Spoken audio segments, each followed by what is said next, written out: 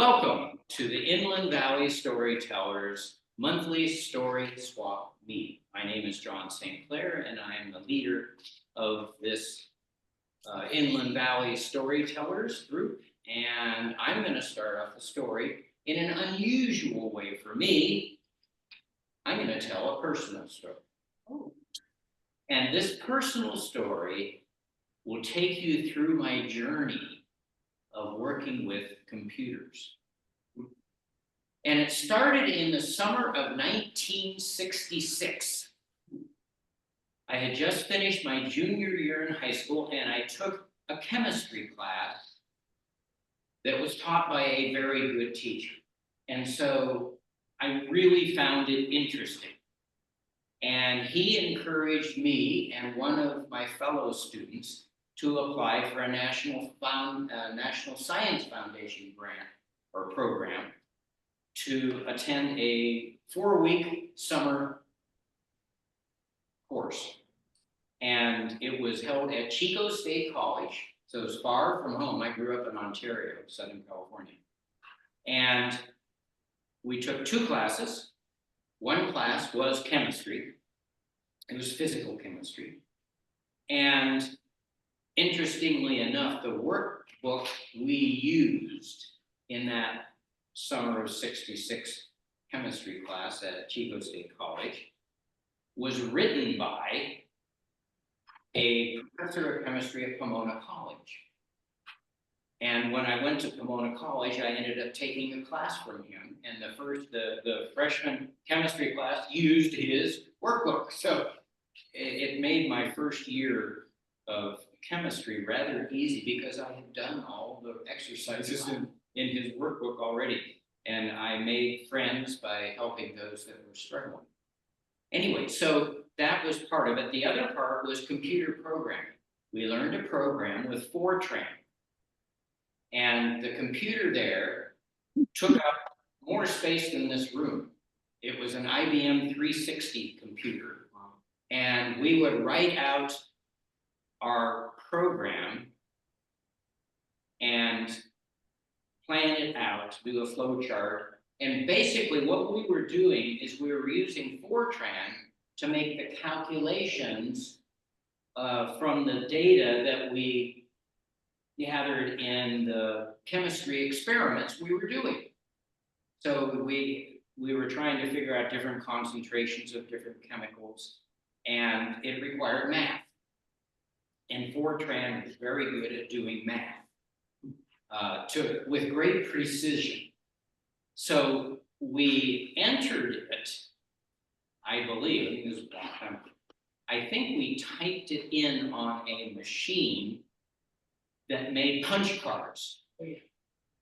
And then after we typed it all in and the punch cards were produced, then we gave it to the computer operator, and then we left. And it was several hours later we would come back, depending on how quickly we got ours turned in, and the results would be printed out and given to us. And then we would have the calculations all done for us from our lab experience with chemistry. So that was my first experience with it. When I went to college, I didn't really want to do that. I didn't sign up for a computer class. I don't even know if they had a computer class. I think they had a computer club, and I was busy and I didn't do anything. So the next time I had anything to do with computers was in 1984. And Apple Computer Company donated a free computer to every school in California. And I taught at an all kindergarten school. Well, not quite. There were 2 Head Start preschool classes as well. The point being, there were no kids over 6 years old. And so it was delivered, the computer was delivered in a box in September. And it was put into what we call the resource room. And that was the room where lots and lots of materials were stored and teachers could check things out to use in their classroom. It was also used by the speech therapist and the resource specialist, teacher that worked with special ed kids. And the box sat there. Well, none of us had time to explore this new educational tool. We were busy, we were teaching.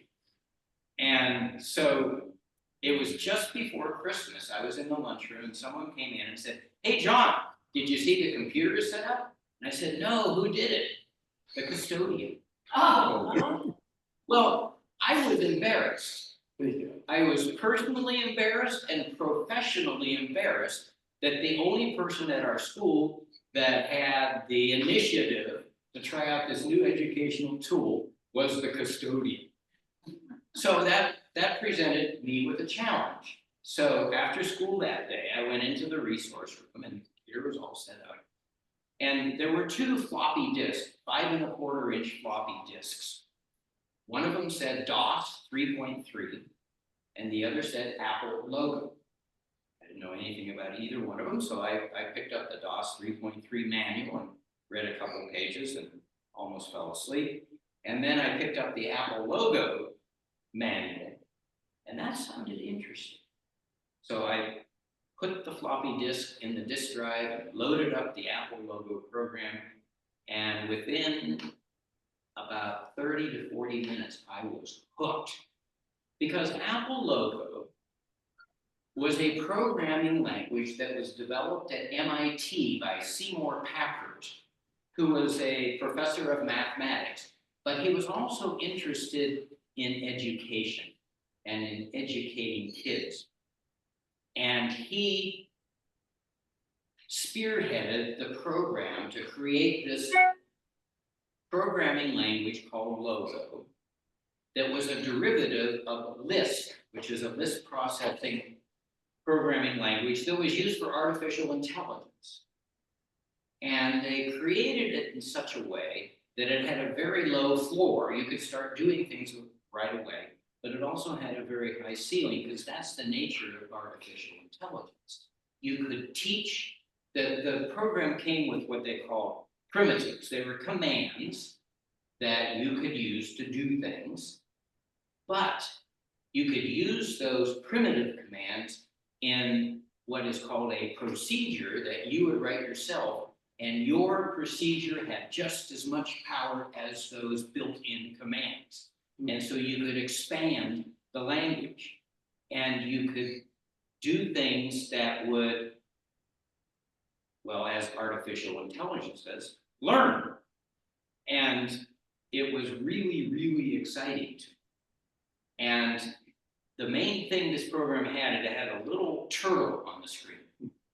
And the turtle could be given commands. FD for forward, BK for back, RT for right turn, LT for left turn, and a number after each of those commands telling it how far to go forward or backward or turn right or left.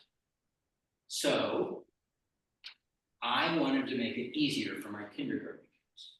So I wrote a program that would, when I started it, would run continually.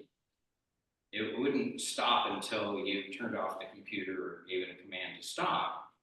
And all the kids had to do is touch the F key and it would go forward 10 steps.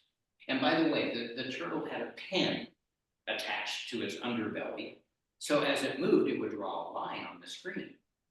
Or you could type in pen up or PU and the pen would lift up and it could move without drawing. So you could draw a line, stop, and then start again. So the kids pressed F, it went forward 10 steps. They pressed B, it would go backward 10 steps. They pressed R, it would turn right 15 degrees. They pressed L, it would turn left 15 degrees. And those numbers were arbitrary, but I chose them because I thought they would be useful. And they were. I had some kids that just really, really loved drawing things on the computer, and they draw beautiful geometric designs. And they felt really, really empowered by that. And I felt pleased that I wrote this program to help them do it. So I started taking UCR extension classes in computers. I took a logo class. I also took a basic programming class. But Basic was far more limited than Logo. I got really interested. I bought a book called Turtle Geometry, and it started out with simple things about how you could draw geometric shapes. And the last chapter was on,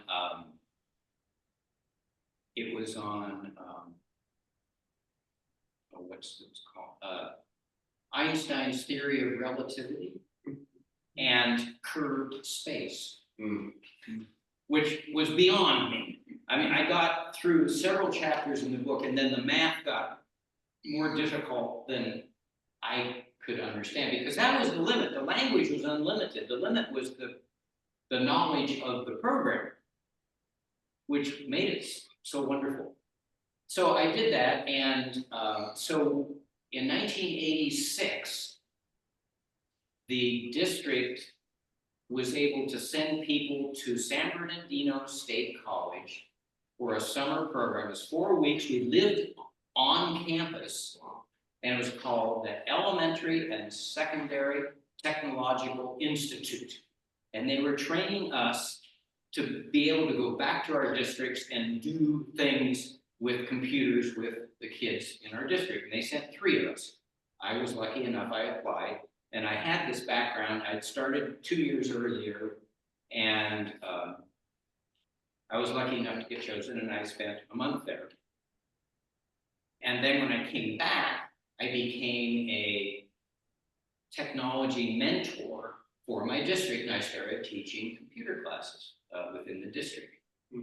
And I got involved.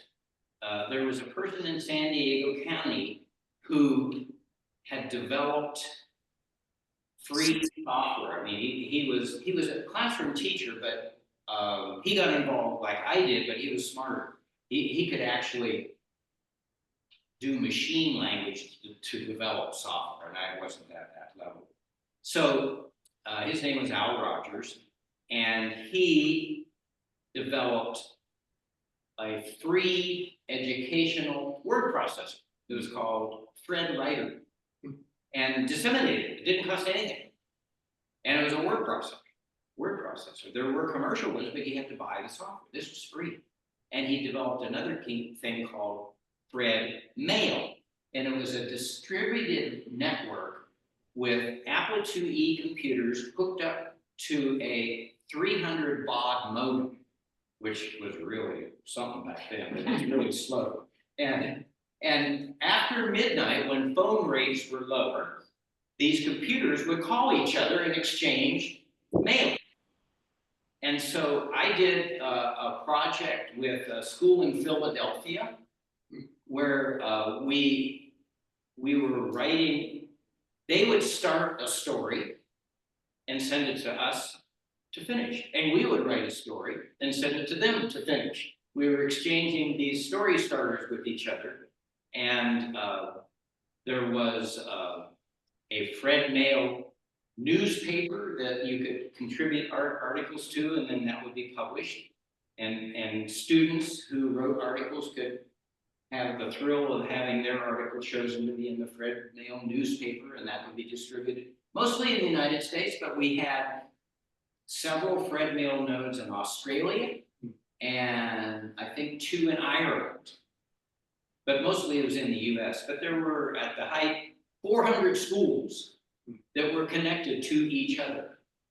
And I was lucky enough, so this Al Rogers guy, he wanted our district to be one of the nodes, one of the centers that everybody would connect to that was close to it, and then send off far across the country. Not every school would have to dial across the country. The node, they would dial, like there was one in Charter Oak, there was one in Chino, and they would dial into Ontario with their messages, and then I would send them on if they were addressed for across the country or Ireland or Australia, and my district would pay for that. And we had a technology director who was in support of it. So Al Rogers came to train us, and there were 4 of us that were chosen. We were all technology mentors, and I was jazzed. I mean, I was really excited, and so well, after the training, I started playing with it. He helped us set it up, and I started playing with it and doing stuff, and the other three did not. So I was awarded the task of being the systems operator for the Ontario Montclair School District node. And that was a big thrill, which eventually led to becoming one of the original members of the board of directors for the Fred Mail Foundation, which was started about 4 years later, about 1990, which eventually became the Global SchoolNet Foundation, which I still serve on, although we aren't real active now. But in our heyday, we were chosen by the State Department to set up a program called Doors to Diplomacy. And what we would do is we would pair up an American classroom with a classroom from a Muslim country and do projects together to promote diplomacy and understanding between cultures. And that was a great program. We also had a thing called Cyber Fair, where students would develop web pages about different things. And there was a contest, and we had a rubric for judging their entries, and they would be awarded. There were like 6 different categories that they could win awards in. No money involved, but it was, just the recognition that you had done something good. So that Apple IIe computer got me started, and it eventually led to me really getting involved with something that I felt was very important. And I continued with the logo. They came out with a version that had multimedia tools built into the programming language.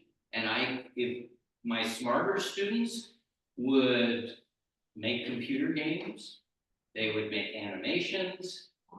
I was very lucky in my second to last year of teaching. I had one group of kids all year long. Usually I had them for one trimester, then they go to home ec or art, and we rotate. But for some reason, the scheduling made it so I had one group of kids for the whole year. And I had this one kid who was from Eastern Europe who was really smart.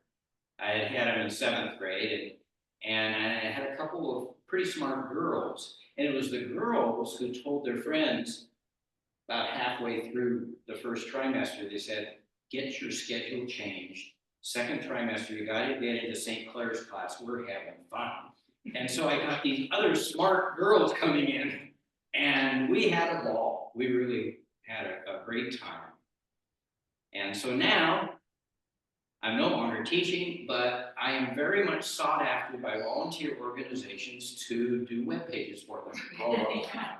In fact, I just got a call a couple of weeks ago. I joined the California Retired Teachers Association, and I got a call from them to ask if I would help maintain their webpage, but I'm up to here with commitments, so I'm not going to do that. But I do the webpage for this group. I do the webpage for my high school reunion committee. I help with Sierra Club with their webpage as well, and that's enough. So that's my career with computers.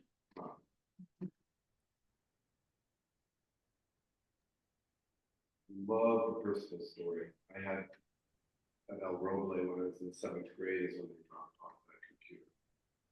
And so it's really neat to hear personal journeys. Yeah. That's very nice that you did that. Yeah.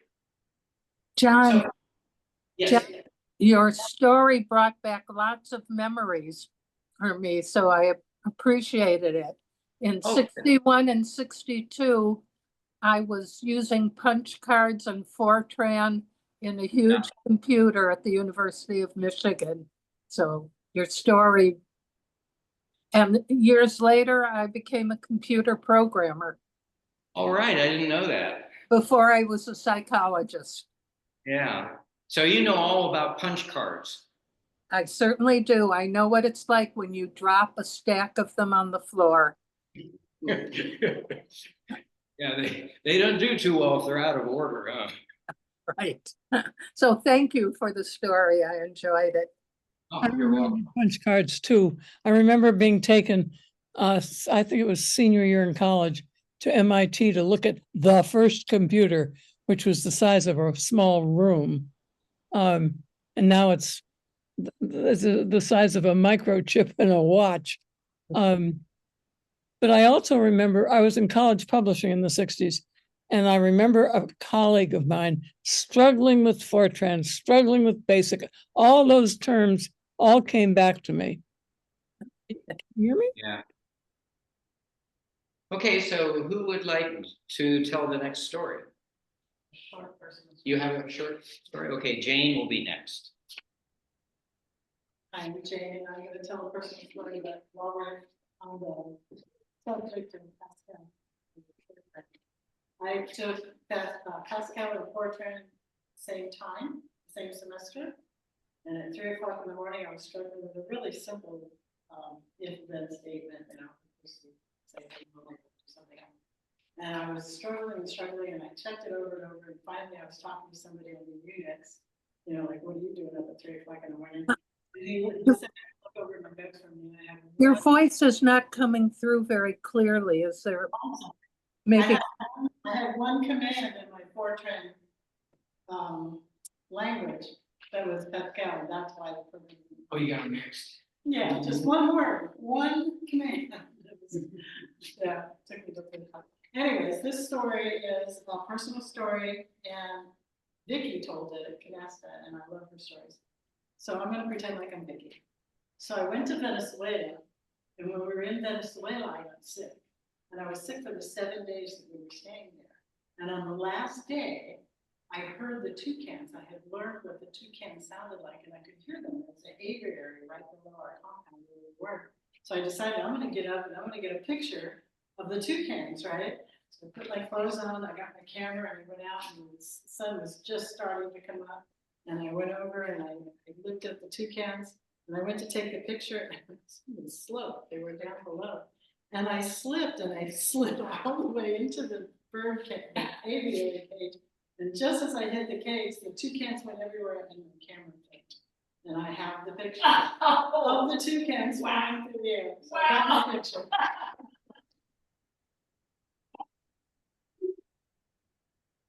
Oh, that's the hard way to get a picture. If Thank you want you. more stories like that, come to me. Yeah. Okay, who wants to be next? Ron.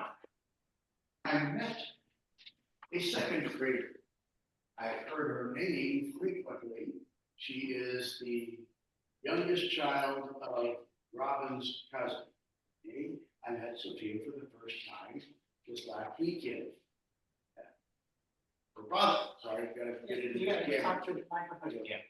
Hello, Michael. Anyway, her father took the government's offer of 6 months' pay and left the Department of Defense, where he was doing things that he will not mention, and got a job out here at a college down in Orange somewhere. So they have moved from Washington, D.C. To Orange County. And Sophia is an absolute delight. Her parents are very bright people. She's a very bright little girl. But I told her my usual children's stories, and then it occurred to me that she's a second grader. And for at least 15 years, maybe 20, anyway, I had a story I told to second grade classes the second week of school. And so I told her The Proud Princess, which I have not told since I retired, since I left Willett Elementary School 20 years ago. Just shy of. So I'll give it a try again. You know, lots of little girls are called princess. Oh, princess, oh, princess. But have you ever thought about what it'd be like to be a real princess? Oh, yeah, there's some good things about being a real princess. Hey, you get wonderful food and beautiful clothes, and people play with you. But there's something that people don't talk about. If you are the princess, no one ever tells you no. This particular princess was bright and beautiful, and very, very, very bossy, and very, very, very proud. She grew. She commanded everyone's attention. Everyone did everything she wanted her to do. No one ever got in her way. And then it got to the age where her parents are saying, you know, we're not going to live forever. And you will need a prince consort at least to help rule the kingdom. That's the way things are done. So all the local young men of noble families came, and she looked at them as if none of you would even consider, oh, not a chance. Well, the king got desperate. He sent out a proclamation to all the neighboring kingdoms saying, all true-born princes are invited to present themselves to the palace at such and so a day and time, in hopes of seeking my daughter's hand in the kingdom. And so they did. They came from long, long distances. Some of them came with small armies, for the roads were not predictable. Some of them came with just one guard. Some came all alone. But they all had beautiful clothing, and they all had wonderful swords, and they all had armor, and they were all true princes.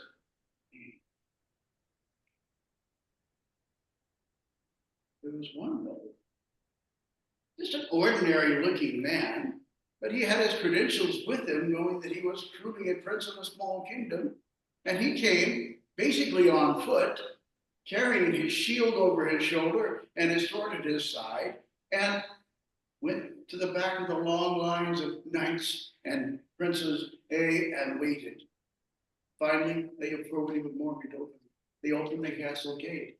All of the handsome young princes came into the courtyard and looked up to the princess with a fear. A few minutes went by, and then a few more minutes went by, and then a few more minutes went by, but eventually she decided to come out of her room. She came down, she looked at all of the sea of faces looking at her expectantly, and she said, so, one of you thinks you are good enough to be my maid?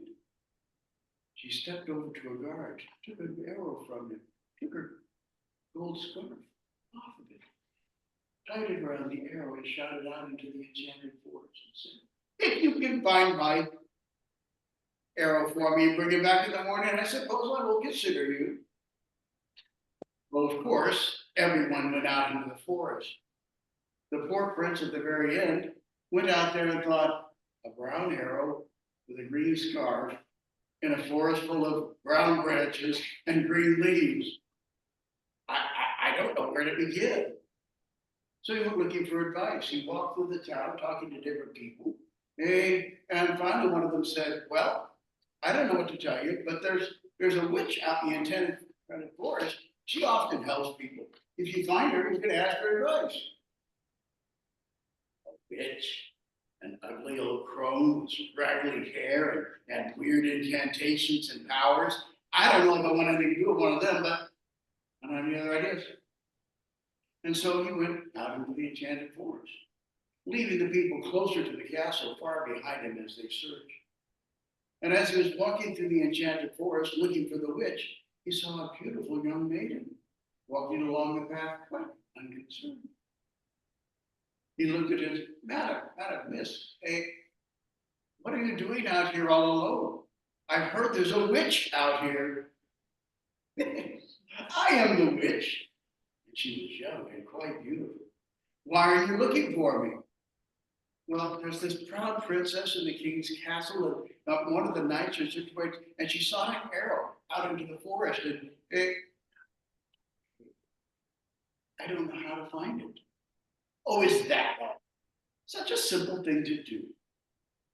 She leaped into the air and turned into a hawk and flew off into the forest. And after a little while, she came back holding an arrow and a scarf and dropped it into the prince's hands. And landed on the ground and transformed back into the witch. And he said, oh, thank you, ma'am. How can I repay you? What can I do for you? Oh, won't think anything of it. I haven't been a hawk in ages. I even got the broken eagle in the belly. So the next morning, there he was, standing with the other princes, who were looking at him with great envy, holding the scarf and arrow.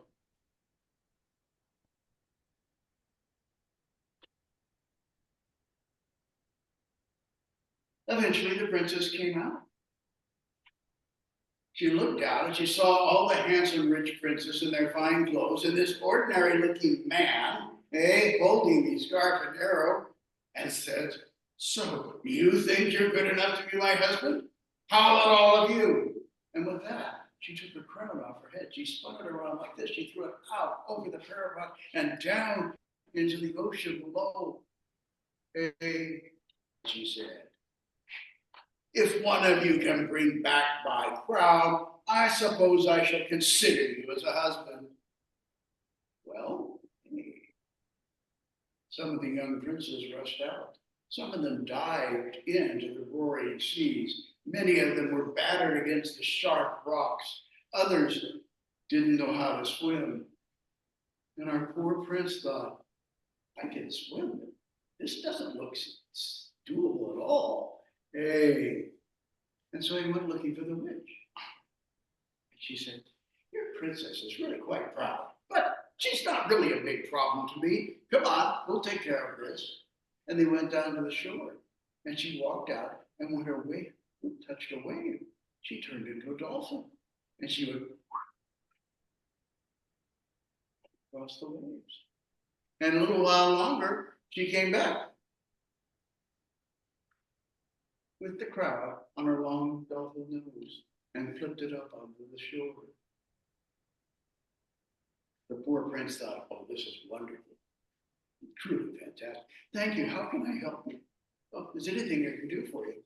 "No, not really. It's been a while since I got to be a dolphin. You know, it's fun to chase the sharks away from their prey, and I've had a wonderful morning. I thank you for the chance." And so again, the young prince, poor prince, stood with a dwindling supply of rich and handsome young princes, waiting for the princess to appear. When finally she did, she looked down and saw the same young man holding her crown and said, You think that you are..." She took off her pearl necklace, broke the string. Her father, the king, said, "Daughter, no," but it was too late. She went swirling with beautiful strings of pearls around her head, and beautiful pearls went sailing everywhere. And she looked at him and said, "If by morning you can get me my 100 pearls back, I suppose I shall have to marry you."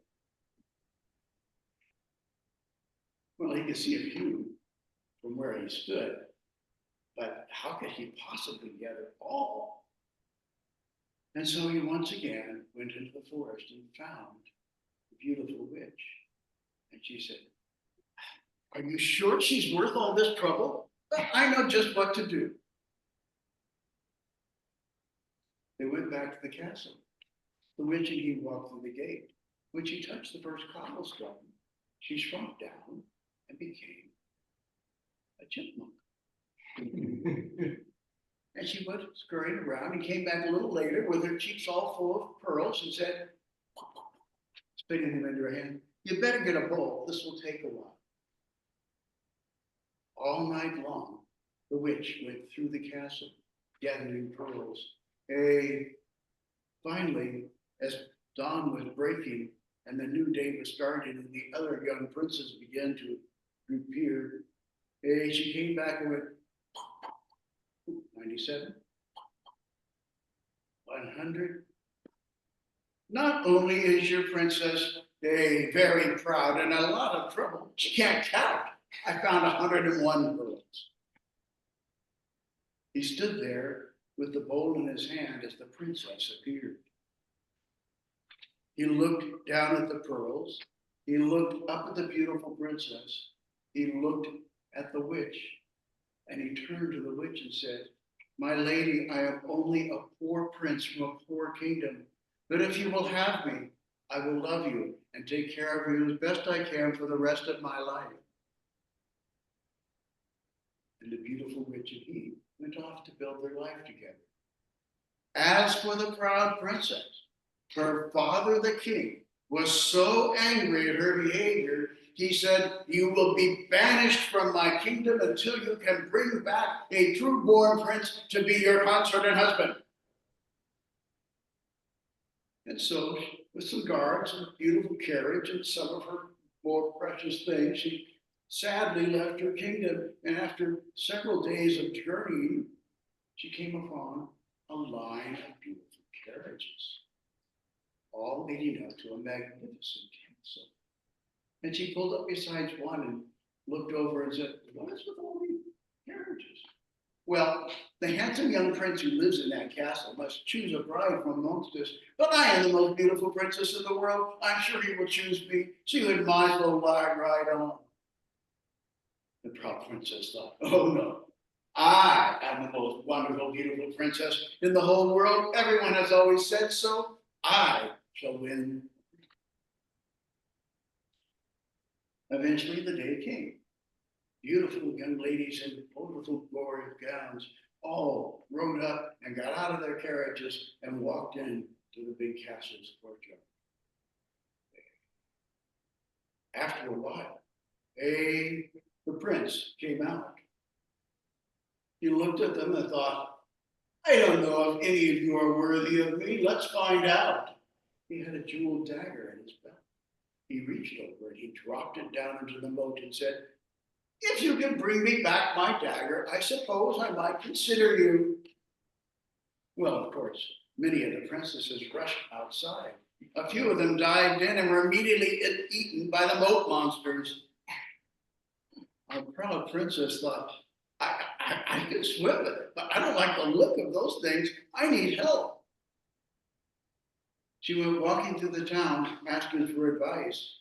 And an old man said, "You know, there's a wizard in a cave up in the hills who sometimes helps people.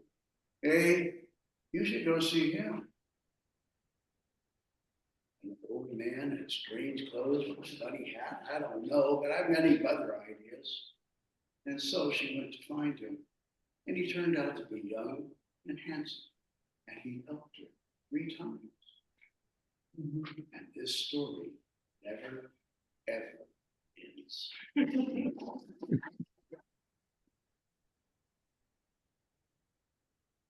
Oh, thank you, Ron. That was great. Are you ready, Penny, to tell yours? I think so after that. I think that was a lovely story. And I'd like to follow that one. But Ron, I'd like to know where you got that story. I'm telling stories a couple times next month, and I would love to have that one. It's a Richard Kennedy story. Oh, really? Do you remember the name? That's The Proud Princess, but it's one of several stories in a book of his, which might have still yet. I have a collection of his. I'll look in that. And keep my fingers crossed that it's. I read it and loved it and decided to tell it. I love it. I love it. Well, mine is also a written story originally, but I heard someone tell it at a festival many, many years, decades ago now. And I ran up to her and said, "I have to have that." And she said, "Sure." And she gave me the source, and here it is. There was a wedding. Okay, Penny, stop just a minute. I need to remove me from the spotlight and spotlight you. Oh, I'm not much to spotlight. Not Well, after in rehab. there we go. Now we can see you. But I love the story. Thank you. Are we set now? Yeah, we're set. Okay. There was a wedding between a lovely young woman and a handsome young man. And the lovely bride had many, many fairy godmothers. And some gave her this and some gave her that. They gave her all the things fairy godmothers give her. But there was one who said, I think I'll wait. Fairy gifts can be dangerous. And why don't we see how the other gifts serve you. And if you ever have some kind of difficulty, let me know, and perhaps I can do you some good. So time went on, but time goes very, oh, hold on, I want to get rid of myself because I don't want to. There. Didn't work. I wanted to hide self-view. So time went on, but time goes very slowly for humans, but it goes very quickly for fairies. And so one day the fairy godmother thought, I wonder how that marriage worked out. I just wonder. I think I'll find out. So she went to Earth. She walked up the steps to the house. She knocked on the door, and the lovely, once young bride welcomed her in with tears and joy. And the fairy godmother said, well, I wonder how you're doing. She said, oh, it's wonderful. My husband adores me. I love him. Everything is almost perfect. And the fairy godmother looked at her and said, almost? What's wrong? She said, well, sometimes, close as we are, he'll suddenly begin to get restless, and he'll go out of the house and he'll go for a walk for several hours. And when he comes back, everything is just fine.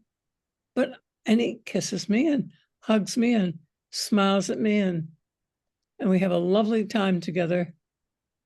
But I don't know where he goes. And it makes me crazy. Is he seeing another woman? Is he, what makes him restless, and what makes him leave and not tell me where he's been? Well, the fairy godmother said, oh, let me see what I can do. So a couple of days went by, and the fairy godmother came back to the house, opened her arms to her goddaughter, and said, I think you'll be so happy to know. Let us see where he goes. He goes down to the stream, and there's a tree with a little panel in it. And he opens the panel.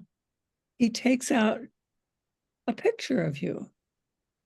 And it's a picture of when you were young and beautiful. And he kisses it, and he sighs over it, and he smiles lovingly at it and talks to it about how much he loves her.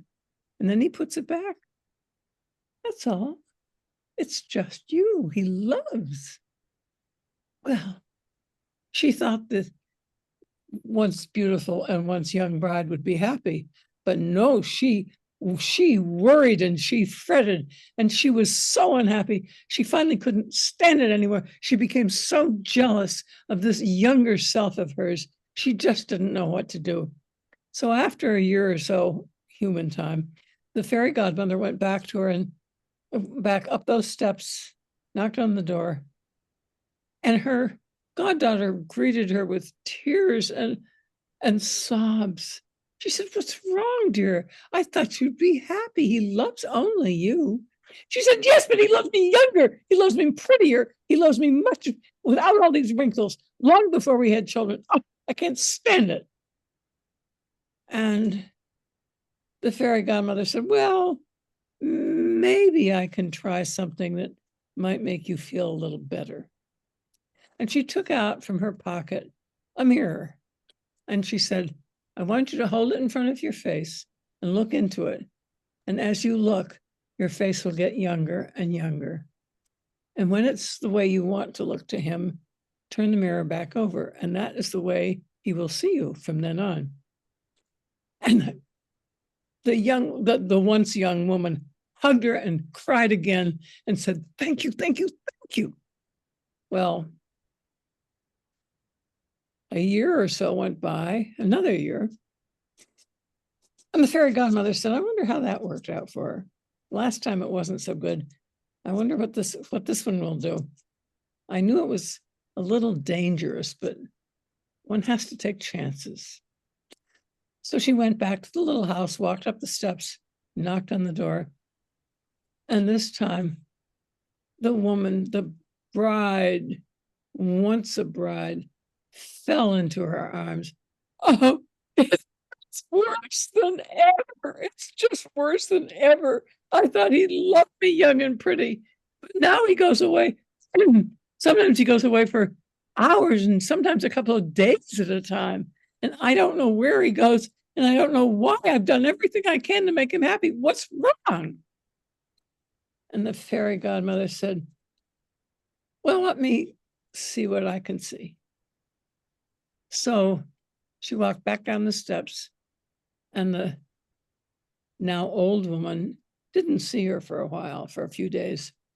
But when the fairy godmother came back, she said, I think you should come with me, and we'll watch together what your husband does when he goes away.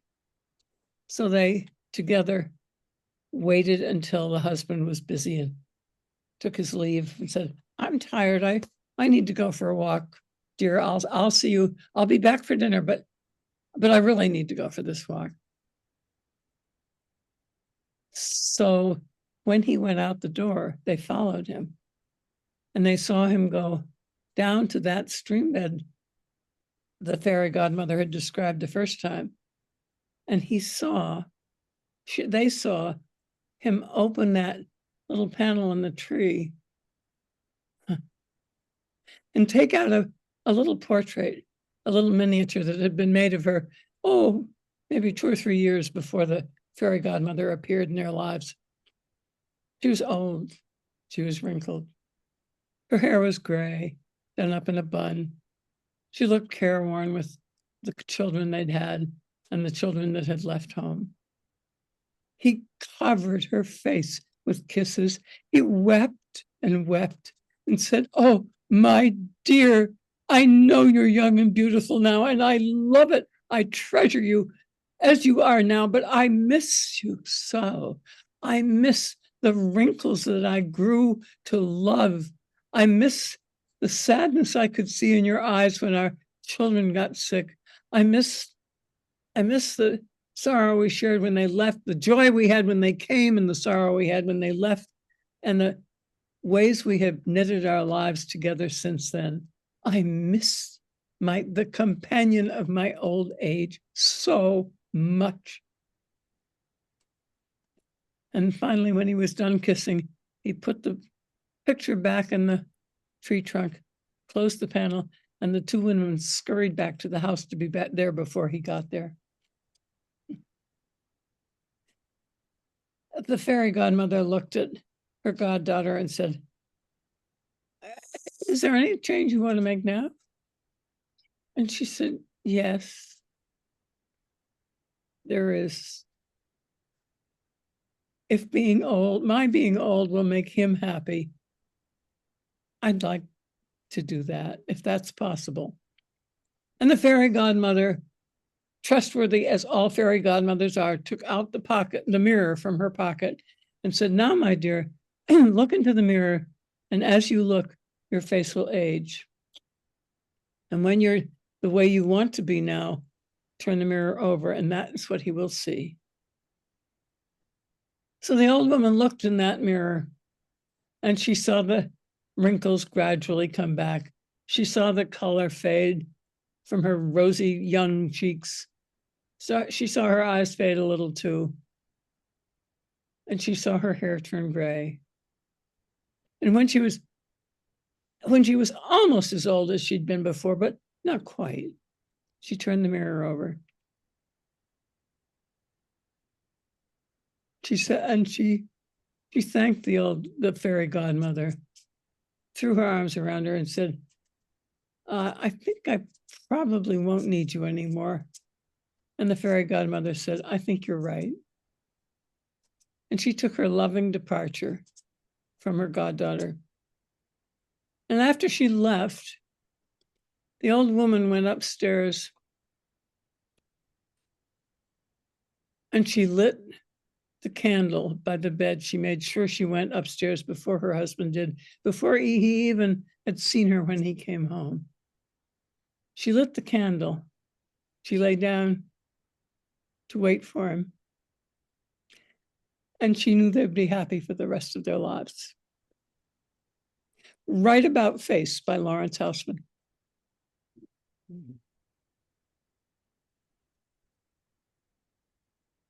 Ah, thank you, Penny. That was wonderful. Okay. Nick, do you have a story? Sure. And it actually slightly connects to the one you told, John, because I was thinking about something. A couple of weeks ago was the 40th anniversary of one of my favorite movies. And one of the reasons why it's one of my favorite movies, it's a science fiction comedy about a real place and time and real people that I happened to know. And the movie is called Real Genius, and it was a nominally fictional story about Caltech. Only most people in the movie audiences didn't realize how little of the story in it was fictional. Mostly it was exaggerated rather than purely fictional. A couple of the technical things were fictional because it didn't work the way the movie makers would think that it would work. But they actually had a technical advisor who had been a Caltech student and who had run a movie series when he was at Caltech. And so he was able to talk to the movie people in their own terms and tell them stories and explain in movie terms what worked and what didn't. And they listened to him for the most part. Well, one of the reasons it was in the news recently was because one of the stars passed away earlier this year, Val Kilmer. But the fact was, this was the 40th anniversary of the movie a couple of weeks ago. And it started me thinking about the culture at Caltech and the way people used humor to mitigate stress, because that's really what it was all about. The thing is, if you have a bunch of really stressed people who are really intelligent and who have access to all the technology in the world, if they choose to access it, you get some very weird senses of humor and effects of those senses of humor. Now, back in the early computer days that John was talking about, one of the things that would happen is technology would advance in bits and pieces, fits and starts, not in simple, smooth steps. Like Caltech had this brilliant idea of reinventing the concept of Fortran so that their students would be able to use a scientific language, but not using punch cards. They would be able to use computer terminals and use this thing conversationally. And they called it Citran for California Institute of Technology RAN, which nobody really thought worked as a computer language name. And it didn't, because the language was actually terrible. And every time they tried to fix it, something else broke. And in fact, there was only one computer operator at Caltech who could keep this language running. When he eventually quit out of stress, they said, well, I guess we're done with this language. So there were things like that going on that were interacting with the students, and the people who were using the computers were always having to sort of juggle their way through the day of using computers. But then the idea of networking computers all across the country started. And it started out with the federal government and several schools that did a lot of scientific work for the federal government. And there was this thing called ARPANET. Now, you may think of the internet as being the be all and end all of things, but ARPANET is what started it. And so these schools and these military facilities around the country could communicate with each other.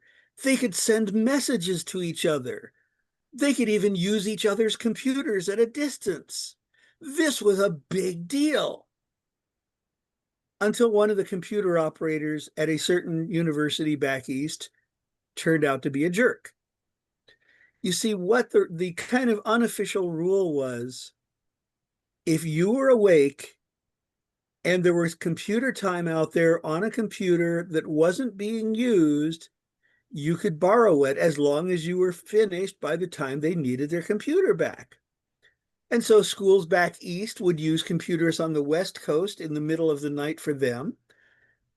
Early morning on the East Coast, before people started using the computers out here, they would be used back. So Caltech computers would be used by MIT or Princeton and vice versa.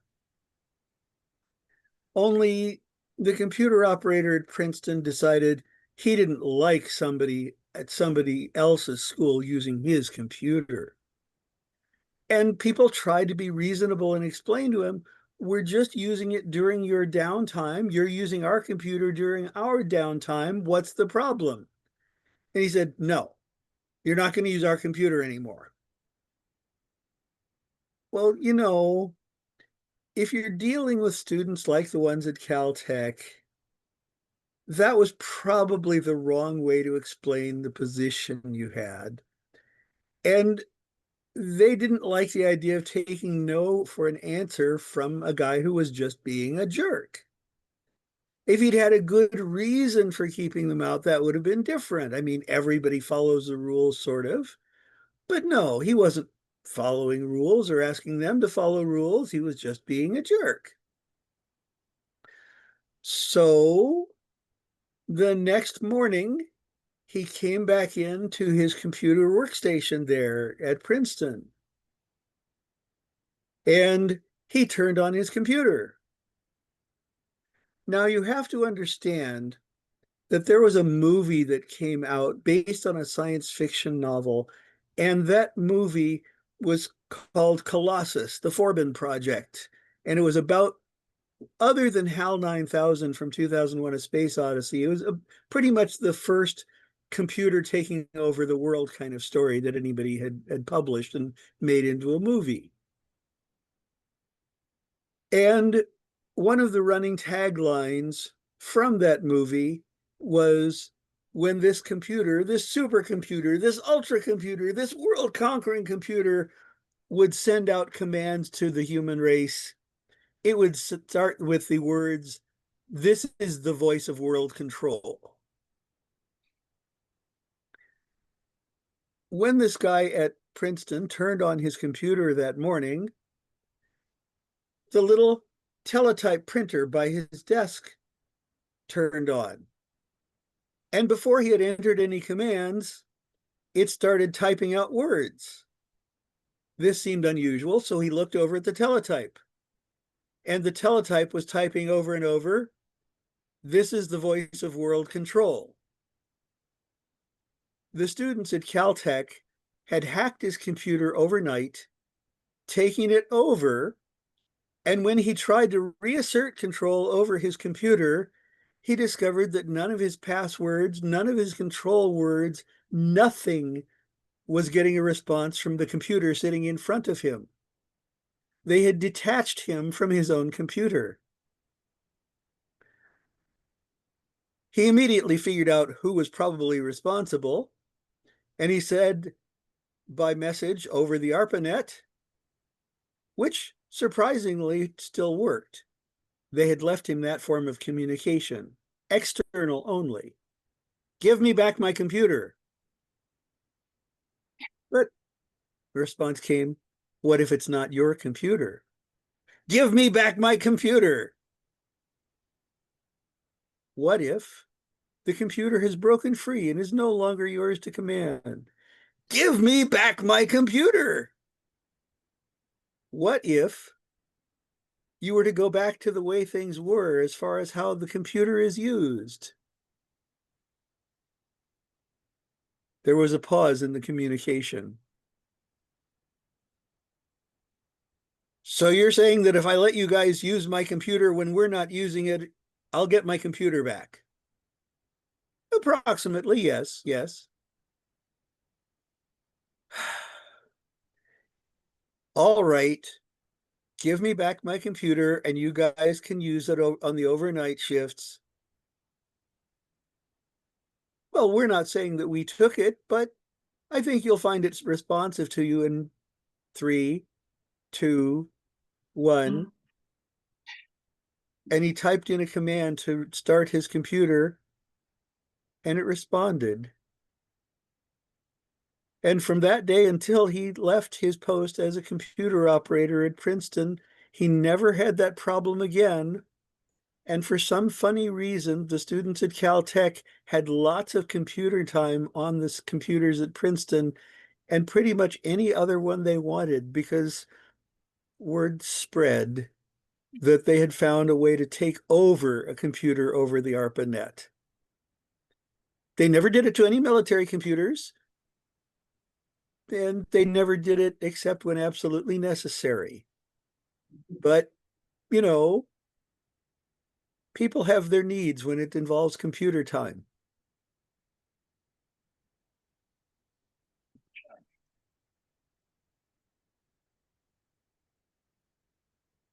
Thank you, Nick. That was great. Vince, Now, you plan to tell that one today? What? Did you plan on telling that story today? Actually, no. I was thinking about stuff having to do with Real Genius, but when you were talking about your experiences, I just thought this one would be worth letting you know about. Yeah, that's very interesting. Okay. no, and I have a problem.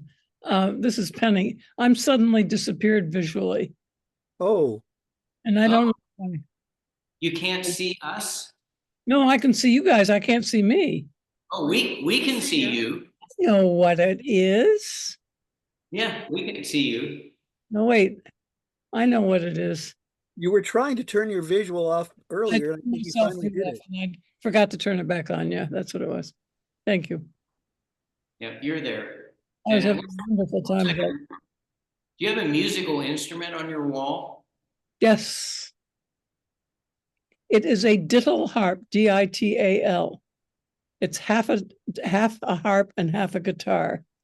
And in California, I had it was for my grandmother. It's the date on it is 1820. Wow. They were made in Northern Europe, in Germany and Belgium, pretty much on the end of the 18th century. And my grandmother studied violin in Europe, so she came back with that. And I loved it. I loved it all my life. And when she died, it went to my parents. And when they died, I took it. I took it to California, and an earthquake, it fell off the wall. No. It to the famous place in Santa Monica, that musical instrument store. And they looked at me and they said, the guy that could have fixed this and would have loved it died 3 weeks ago. Hmm. And so I took it to a different place, and he put it back together again and gave me a key, said, you can play it if you want. So I treasure it still. It's not perfect, and does have signs of brokenness, but it's beautiful. So thank you for noticing. Yeah. That is very interesting looking. It's a tie to California too. Was that the 94 quake that damaged it, or an I earlier? I don't remember, to tell you the truth, Nick. I just don't.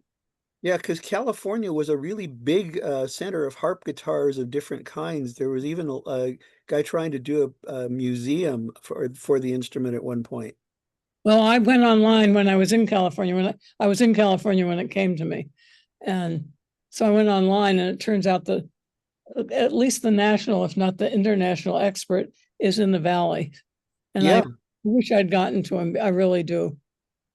Because I truly love that piece. Yeah, because I have a couple of recordings that were put together by one of the guys who was involved with that whole movement. Because there was a whole this musician was trying to create a harp guitar museum, and he had a bunch of instruments, and we put on a concert with him and several of his friends playing Christmas music Oh. from different nations with the stringed instruments from those nations. Wow. It took them literally an hour to tune their instruments before the show. They're very fussy. They're very fussy instruments. Yes. Well, But the modern ones are like 18 strings overall, and so tuning one harp guitar is difficult, but apparently they had the companion instruments that you're supposed to play with it. Oy. Because it's Well, from a family of instruments. It's not just the one instrument. There's a whole bunch of them that go together. I've only seen a picture of one that was identical to this. Yeah, that's a beautiful old design. I love it. Greg Miner was the guy that I knew. That sounds familiar, but I mean, this was 30 years ago. Yeah, and so that's quite possibly the one. But yeah, there are still several musicians in California that play the modern version of the instrument, but those are just gigantic things because they're 18 strings. I'd have to look at it to see how many there are here. I don't think I know it's not 18. No, yours is more like a 10 or 12 string. I think it's 12. But I'd have to turn around and look at it to count Yeah, them. weirdly enough, I've seen enough of them that I have an idea about how big they're supposed to be. But yeah, that one 200 years old that's an early design. That's cool. And it stands on its own. It stands on its foot. Wow. Okay, is there anybody else that has a story? Okay, I think I'm gonna stop the recording. My battery's getting low. Uh-oh. Oh, wait. Oh, okay.